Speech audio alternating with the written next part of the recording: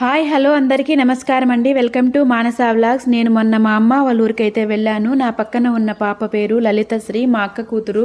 నేను వెళ్ళేసరికి ఏడుస్తూ ఉంది. ఎందుకు నాన్న ఏడుస్తున్నావు అంటే, అమ్మ అయితే కొట్టింది. ఎందుకు కొట్టింది అంటే, పూజను చూసి నేర్చుకో, పూజ ఎంత బాగా చదువుతుందో, తొందరగా నిద్రలేస్తుంది, తొందరగా స్కూల్కి వెళ్తుంది, ఎప్పుడు పూజను చూసి నేర్చుకో, పూజను చూసి నేర్చుకో అంటుంది పిన్ని అని చెప్పింది. నాకైతే మా అక్క మీద కోపం వచ్చింది. వీడియో చేయాలనిపించింది, చేశానండి. మన పిల్లల్ని దయచేసి ఎప్పుడు పక్కింటోళ్ళతోనో ఎదురింటోళ్ళతోనో ఇంకొకరితోనో పోల్చకండి. మన పిల్లల మనసు అయితే చాలా దెబ్బతింటుంది, చాలా బాధపడుతుంది. చాలా మందికి అయితే అలవాటిది, పక్కింటి అబ్బాయికి ఎంసెట్ లో ర్యాంక్ వచ్చింది, ఎదురింటి అమ్మాయికి నీట్ లో ర్యాంక్ వచ్చింది అని మన పిల్లలు ఎదురుగా మనం ఇంకొకరికి చెప్తూ వాళ్ళ మనోభావాలు దెబ్బతినేలాగా మాట్లాడుతూ వాళ్ళని చూసి నేర్చుకోండి, వీళ్ళని చూసి నేర్చుకోండి అని చెప్తూ ఉంటారు. అలా చేయకండి.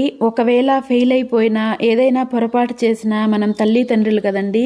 ఏం పర్లేదు నాన్న, నువ్వు చదవగలవు, ఇంకాస్త గట్టిగా ప్రయత్నించు, ఒకవేళ ఫెయిల్ అయిపోయినా సరే ఇంకాస్త గట్టిగా ప్రయత్నించు, నెక్స్ట్ ఇయర్ నువ్వు ఇంకా వాళ్ళకంటే ముందుకెళ్ళగలవని గట్టి నమ్మకాన్ని, భరోసాని ఇవ్వాల్సిన బాధ్యత అయితే మన మీద ఉంది. మనం చెప్పే విధానాన్ని బట్టి పిల్లలు ఇంకాస్త ఇంట్రెస్ట్గా చదివే అవకాశాలు అయితే ఉన్నాయి.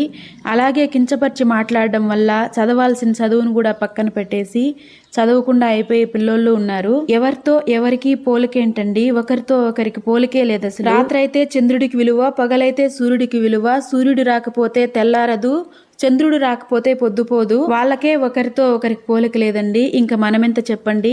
దయచేసి మన పిల్లల్ని మాత్రం పక్కనోళ్ళతో మాత్రం పోల్చకండి. ప్రతి మనిషిలోనూ ఏదో ఒక టాలెంట్ ఉంటుంది. ఆ టాలెంట్ ని గుర్తించే ప్రయత్నం అయితే చేయండి.